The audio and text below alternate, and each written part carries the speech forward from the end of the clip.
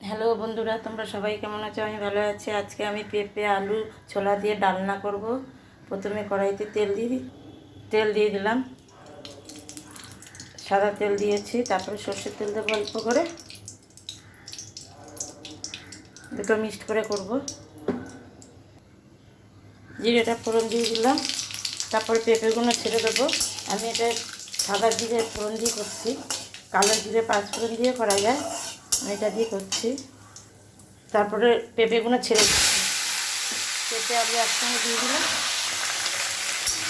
এটাকে ভালো করে কষিয়ে তারপরে আদা জিরে ধনে দিয়ে, তারপরে লঙ্কা কাঁচা লঙ্কা সব বেটে সব দিয়েছি। এটা ভালো করে ভাজা ভাজা হোক।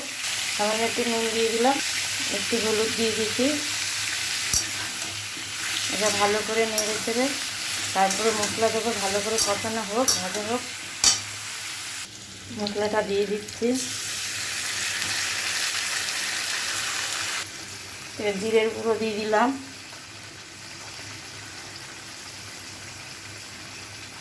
এক চামচ ধনের গুঁড়ো দিয়ে দিলাম, একটু কাশ্মীর লঙ্কার গুঁড়ো দিয়েছি। সব একসঙ্গে ভালো করে কষাবো। ছোলাটাও দিয়ে দেবো।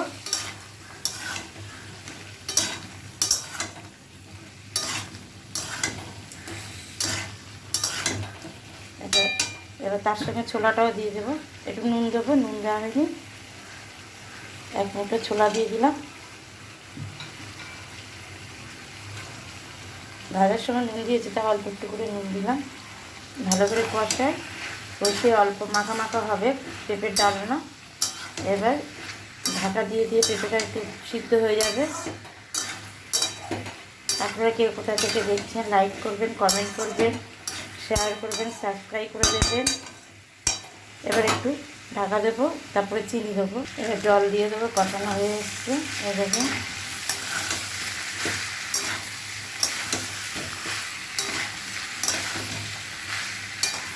এখানে কাঁচা লঙ্কা দেওয়া আছে বাটা, ওই জন্য আর গোটা গোটা পরে দেবো। একটু মিষ্টি মিষ্টি হবে, বেশি ঝাল করবো না।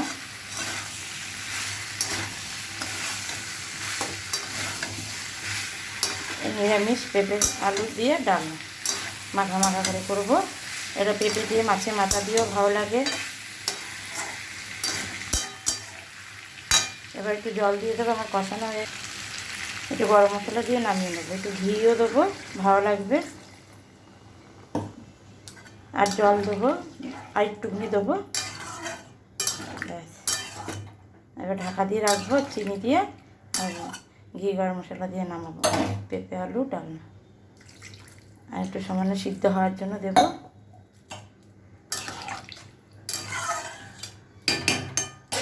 এবার ঢাকা দিয়ে রাখবো।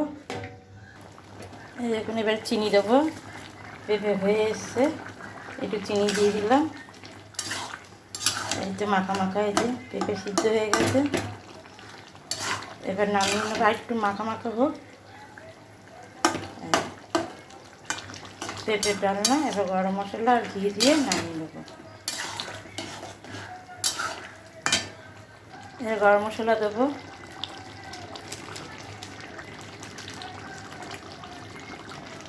তারপরে একটু সামান্য একটু ঘি দেবো, একটু ঘি দিয়ে দিলাম।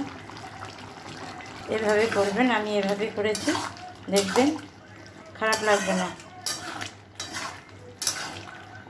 আমার পেঁপের ডালনা হয়ে গেছে, ছোলা দিয়ে পেঁপে আলু ছোলা দিয়ে ডালনা, ব্যাস। এবার আমি নামিয়ে নেব। এটা একটা বাটির মধ্যে নামিয়ে নিচ্ছি। দেখুন কত সুন্দর কালারটা এসছে।